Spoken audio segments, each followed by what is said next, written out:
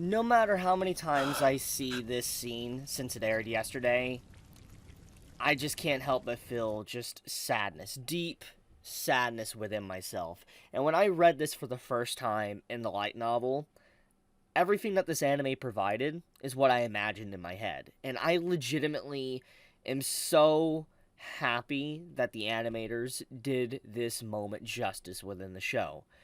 And I feel like one of the biggest, gut punches that everybody experienced while watching this episode was that Paul didn't get any final words. It was something that I tried to talk about a lot in yesterday's review.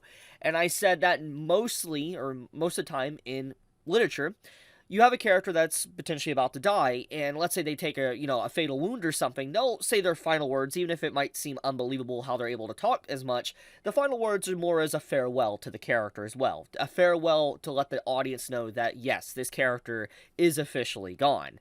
And that's typically the cliche within stories, that a character gets some final words before they finally, lights go out.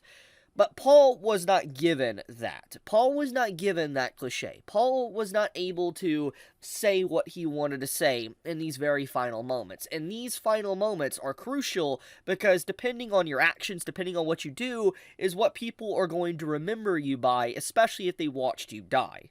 This is something that will haunt Rudy for years to come. Thinking of his father's face, him smiling, half of his body gone, bleeding out. This is going to be something that he will legitimately be thinking about continuously. What could he have done differently? What could have Paul been trying to say to him? This is something that just will continuously pop up in Rudy's mind, even if it is never stated within the story, because that is just common human reaction.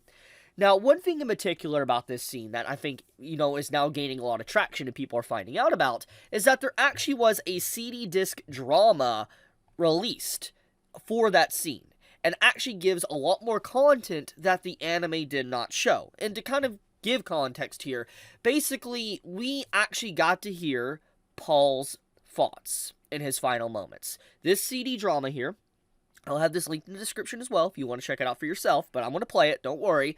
But basically, this is content that was not in the anime, we didn't know about it, etc. And we actually get to see Paul's perspective on his final words to Rudy before, obviously, he dies. We know he couldn't get words out, but obviously his mind was still active because we saw him smile in these moments. So, let's play this, and let's just, let's get right into it. Let's analyze what Paul really was as a person, what he really was thinking in the end. Now, I want to say that this is old, this is years old, and so the actual voice acting is very different from our official VAs. For instance, like Rudy's VA is different, etc. So if you hear any discrepancies with the voice, it's because obviously this CD drama is old. It didn't come out, obviously, a month ago, a year ago, etc. It came out a while ago. So I just want to make sure I say that before I click play. So anyways, we're starting off right where Rudy, finishes off the Hydra. Basically, where he's like, yeah, the Hydra's dead, you saved me, father, and he's just about to look upon, Paul's body. So,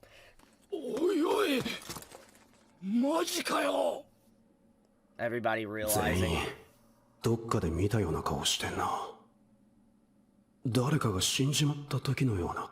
This really shows, though, that it was so quick that Paul didn't even realize. なんで倒れてるんです？え、なんで means it was instinctual when he saved 下半 Rudy. 身がないんですか？え？ああ、そっか。俺か。Realization. 最後の首がルディに迫ってきた瞬間、俺はルディを蹴り飛ばした。そしてその上にヒュドラが落ちてきた。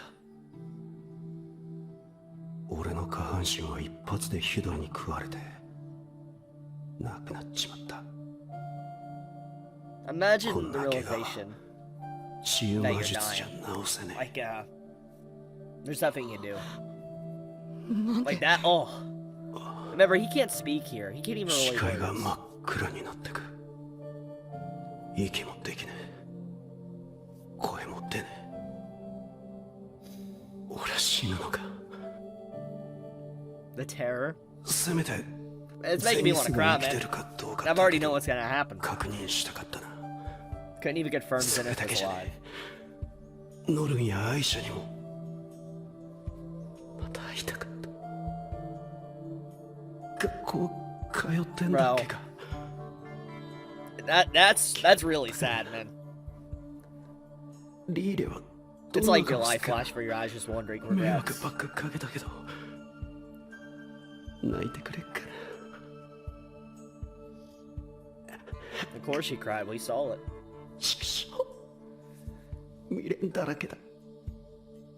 死にたくねえ。まだやりたいことたくさんあるのによ。 What he was thinking. 父さん。でもまあいっか。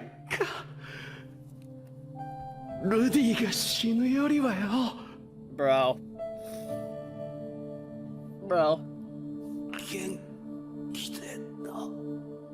This is when he obviously is trying to smile.